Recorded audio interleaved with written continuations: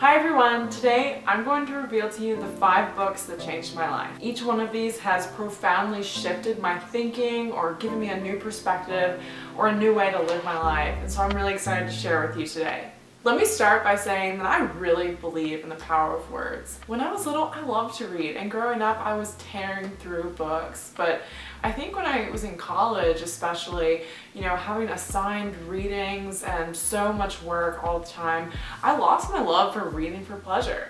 And so in the past 3 to 5 years, I have really started to try to foster that love for reading again. And I think I've found it because I've found the genre that really speaks to me. Spirituality, self-care, self-help, and even autobiographies. I've really enjoyed some autobiographies as of late, and that's the kind of stuff that I know I can stick to. Like, that's the stuff I want to dig into. I want to go to the bookstore and just fill a bag of books with. That's the kind of love for reading that I'm trying to foster more and more in my life. So that has led me to read some amazing books over the past few years. But before we dive in, please make sure to subscribe to my channel with that little red button below so that you can get more videos from me like this. The first one is The Surrender Experiment by Michael Singer, and I actually don't even have a copy of this book anymore because I loved it so much that I passed it along to a friend after I was finished reading it because I knew that she would love it too. But that was probably one of the first books in this whole realm that I ever read. It was given to me by a friend as well, definitely a hand-me-down kind of a book.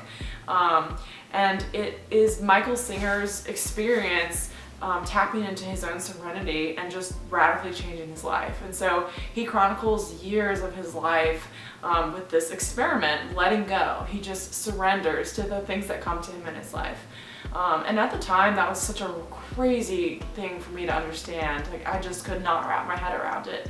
But once I dove into it, it was a profound shift for me. Something I had never thought deeply about or experienced in my own life, and letting go is hard for me. And the friend that I passed it along to, she and I really bounced those ideas off each other, and that was the first time in my life that I was able to tap into kind of a spiritual path or a spiritual way of thinking. So I have to say that was a lot of momentum for me to get started on this journey. Definitely recommend that book. The second book that I have for you today is Body Wise by Dr. Rachel Carlton Adams. This is a little different than some of the books that I'm going to present to you, but this one was huge for me. She talks about being body wise, as in following your intuition, following and understanding the signs that your body is giving you. It's about understanding what those signs mean and understanding how you can make changes in your own life to better your health, your wellness, your energy, your happiness. I tore through this book within a week because I was just so eager to know more. She actually has mindfulness meditations where you can tune in to your body and certain triggers and pain points and start to really understand for the first time for some people what those things mean and where that's coming from. She has quizzes at the beginning of every chapter too to help you kind of understand where you are on these certain topics like fatigue or sex drive even. And at the end of the book, she even has a 28-day plan so you can kind of experiment for yourself with your diet and your lifestyle to see where changes need to happen. It's an amazing journey into your health. So I definitely recommend this book, Body Wise. The third book is probably one of the most amazing books I've ever read. This is Autobiography of a Yogi by Paramahansa Yogananda.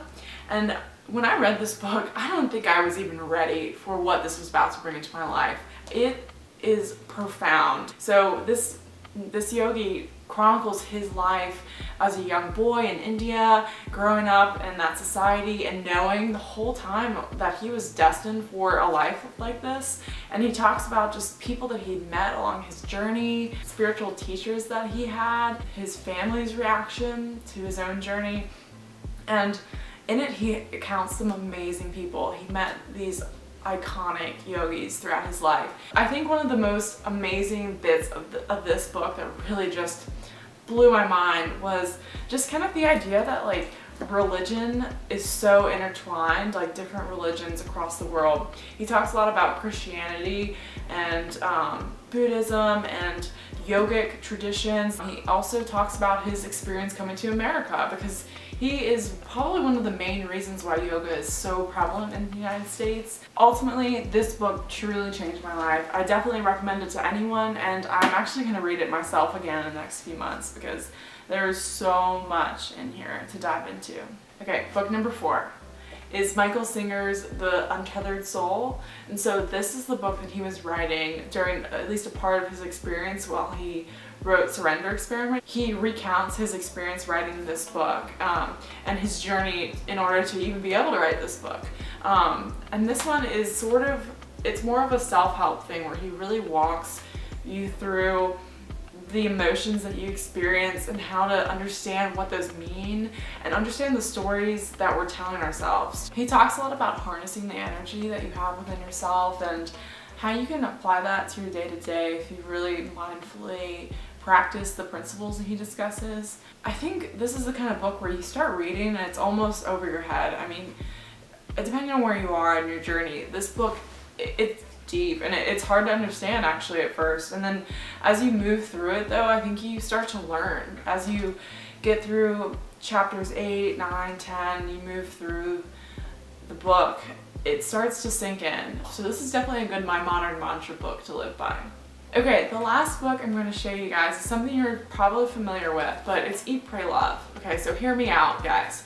I know that this book has been around for a long time and most of us have heard of it, but I think a lot of young women my age, I'm 23, I think we kind of missed the boat on when this book was popular. I was actually just looking for an autobiography. I just thought it was time to change up the genre of books that I was reading, and that seemed interesting to me, and this book stood out to me on the shelf.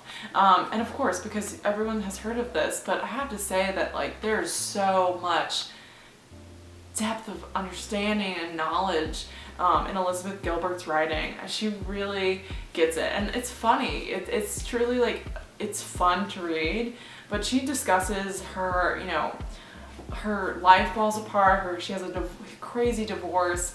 She goes on this journey to like find herself and find God, and she really talks about the pain that she felt and like her growth out of that. It really is an amazing book, so I definitely recommend. You know, I think there's a lot of pop culture references about this book, and even to some extent is made fun of, but I think you have to read it to understand. Especially for women, I think this really speaks to women, young women, people who are kind of in transitional times in their lives.